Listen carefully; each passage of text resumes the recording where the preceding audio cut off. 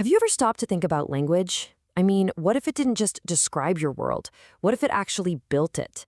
Today, we're going to dive into a language that does exactly that, shaping everything from massive public ceremonies to the quietest, most private promises. We're going to see how a language made of light can literally weave a reality. And we're starting right here with this line. The quiet is a temple. The words bow. I mean, that just sets the stage perfectly, doesn't it? In the world of coastal Arrakana, you don't just talk to fill the silence. Words have weight. They're an act of reverence. They actually bow to the quiet. So here's the core idea, the whole foundation. A name is never, ever just a label. It's alive, it's a piece of history, it's your identity. It's this spiritual signature that actually changes and morphs depending on who's saying it and why. To really get our heads around this, we're going to follow one single name on a journey, Tarak Yavez. We're going to see how this one word can be a public symbol of immense power and then transform into the most intimate, private whisper. First up, the public self. We're talking big, formal ceremonies. In these moments, a name like Tarak Yavez isn't just said. Oh no, it gets supercharged. It's dressed up with extra syllables that carry the full weight of history, lineage, and honor. So check this out. The core name, Tarak Yavez, is like a root, and from it, different meanings can just blossom. Add Alawa to the end, and suddenly it's for formal introductions, the flowing flame. Tack on Anara, and now it's part of a poetic oath, the radiant crest. And then you add Alayara, and it becomes this deeply sacred invocation, the ever-flowing flame's heart. And let's just zoom in on that last one, because this is incredible. Tarag Havzelayara. This isn't just a name, it's a whole creed. Each part adds another layer of meaning. You've got the family's eternal life force, connected to a divine light, blessed by a goddess, and finally, declaring the family itself is a temple of devotion. It's a whole worldview packed into one single name. Okay, but what happens when the ceremonies are done, when the crowds go home and the world gets quiet? The language doesn't just switch off. It changes. It gets softer, more vulnerable, and you know what? In a lot of ways, it becomes even more powerful. So now, we're going to lean in close. We're listening in on a late-night talk between two people, Pepi and Jaru, and hear all that grand language of clans and goddesses and temples. It just melts away, and what's left is the language of the heart.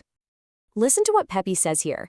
She's not just defining love. She's describing the physical effect the word has on her. The word for love, khaya, is so real, so potent that just hearing it changes her breath. It makes it something sacred, something fragile, like a little candle flame. And Daru's reply, wow, it connects everything. He admits he's loved her for a long, long time, and he uses that exact same core word, khia, which means light or flame. See what he's doing? For him, the divine, sacred flame of his clan's name is the very same light he sees in Pepi's eyes. The sacred is right there, with her. This kind of intimacy, this shared meaning, it's leading them to a really critical moment. What they've just confessed isn't just about feelings. It's actually the bedrock for a promise, a real vow, forged in this language that they are making their own. So that brings up a huge question, right? In a language where every word is already so loaded with meaning, how do you strip it all down and make a promise that is truly essential, truly unbreakable? How do you make it real? They do it with this. 3 simple, powerful statements. Not a taxe. La kia, not Doric. I promise. The light, or love, I will not break. That's it.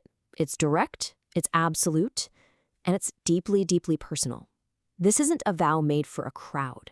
This is a vow built for a lifetime. And this part, this is what makes it all so brilliant. That big, powerful vow isn't just some abstract idea. It's built piece by piece from all these small, daily, sacred actions.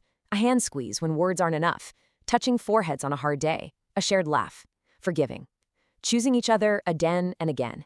Each one is an adastya, an addition. They're literally building their promise every single day. So now we can really see the two sides of the coin, can't we? You have the grand, public, ceremonial flame of the clan, and you have the small, quiet, intimate flame shared between two people. They seem like they're worlds apart, but they both spring from the very same source. I mean, just look at this comparison. It lays it all out. The same root word, khia, flame, light, it powers both of these worlds. On one side, it's a public symbol of an entire lineage, shouted in ceremonies for everyone to hear. And on the other, it's a private whisper between two people that's so powerful it literally changes how they breathe. One word holds both an empire and an intimacy. And this is the magic right here. In these quiet moments, they don't just use their language, they create it. Peppy finds a brand new feeling and gives it a name, home in shoulder. And Jaru doesn't just get it, he treasures it. I will save this line. They are actively building their own shared reality, one saved phrase at a time. And that right there is the heart of it all. For the speakers of coastal Araucana, language is not a passive tool you use to talk about things that already exist. No way. It's the primary act of creation. It's the hammer and the nails they use to build their world, their relationships, and their entire future, one word at a time. And that kind of leaves us with a final thought to chew on. We all use words, right? To make promises, to define who we are to each other, to build our lives.